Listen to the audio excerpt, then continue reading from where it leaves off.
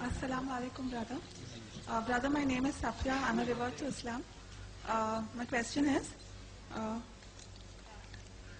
in the book Vegetarian or Non-Vegetarian, Choose for Yourself by Gopinath Agarwal, there are quotations given from major world religions, including Hinduism and Christianity, that non-vegetarian is prohibited. And how do you say it's permitted?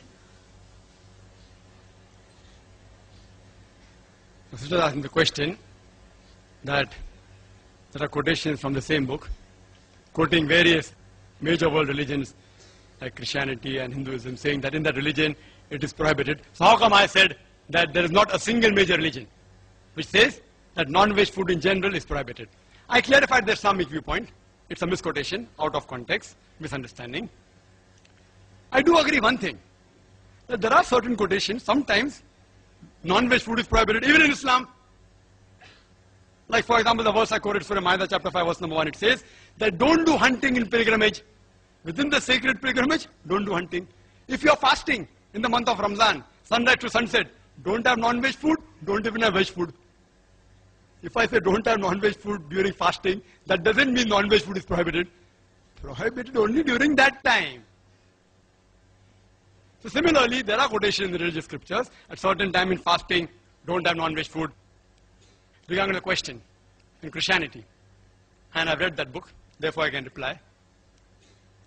They say that in the Bible it is mentioned that you can't have dead food. In brackets they put meat. It's not there. What they're quoting, the reference is not given. I, being a student of comparative religion, I give talks on diets also.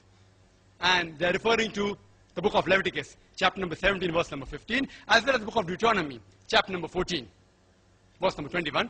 It says that thou shalt not have the meat that dieth of itself. Dead meat is prohibited. Not all meat. Dead meat. They say dead food and bracket meat. It is dead meat is prohibited. Even in the Qur'an. Surah Baqarah chapter 2 verse 173, Surah Ma'idah chapter 5 verse number 3, Surah Anam chapter 6 verse 145, Surah Nahl chapter 16 verse 115, Hurrimat alaykumul maytudu waddamu walahmul khinzir, wama uhilla li ghayrillah bih.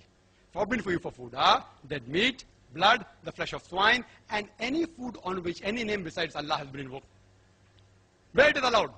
If you read the book of Genesis, chapter number 9, verse number 2 and 3, it says that they will fear you, they will dread you, all creatures of the earth, all fowls in the sky, all creatures that liveth on the earth, as well as all the fish in the sea, they shall be delivered to you. Next verse, Genesis chapter 9 verse 3 says that every creature that moveth on land and is a living creature, they are meat unto you, and also herbs and shrubs. Mention the book of Deuteronomy, chapter number 14 verse number 9, that ye shall have the meat of all the things in the water. All that has fins and scales you shall eat. Deuteronomy, chapter number 14 verse number 11 says that you shall have the lawful meat of the birds. Deuteronomy, chapter number 14, verse number 20 says that ye shall eat the meat of the lawful fowls. It's allowed. Further, if you read, it's mentioned in the book of Hebrews, chapter number 5, verse number 13 and 14, that if you have milk, you are weak. If you have strong meat, you are powerful in reasoning. Bible says that, not I.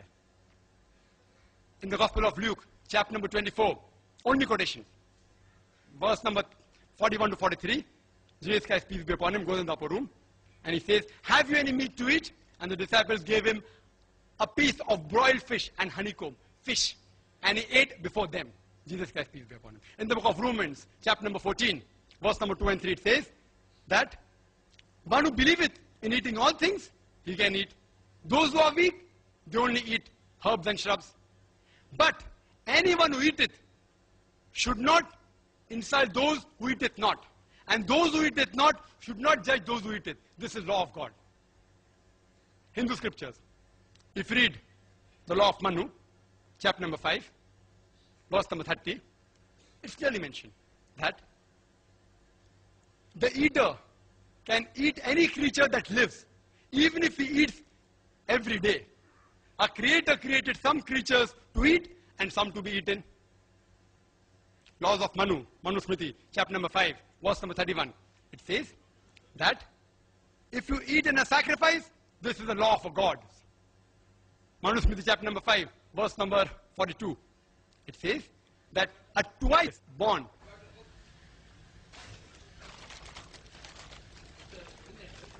Yes. Brother.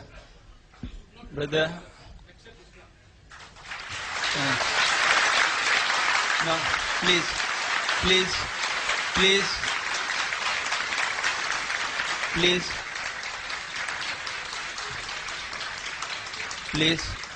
I am always prepared. I'm always prepared when I quote scriptures. Therefore, it's not on the table, it's inside. I wasn't supposed to quote unless compelled otherwise. Now they're compelling me to answer. Therefore, I kept it behind. Otherwise, my books are in the front always. They're compelling me to reply, therefore I'm replying. It's within the rules of the debate. I haven't completed yet. So I have to speak for 5 minutes. What?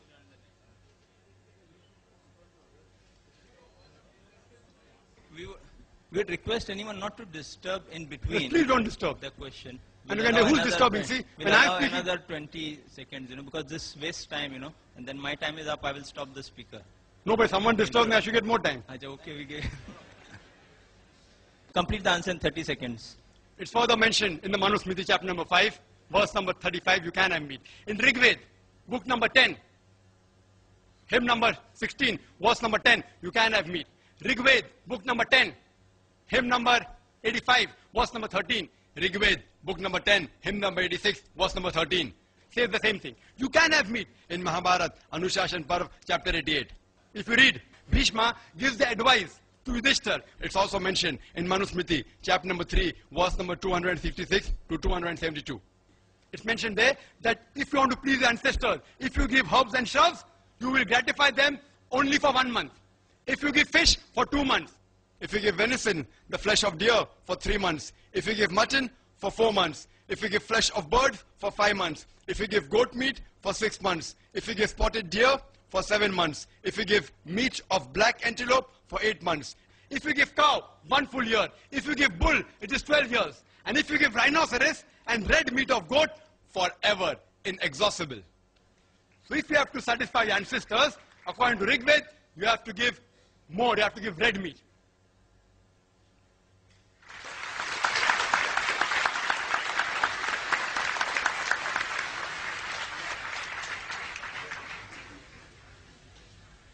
Assalamu alaikum.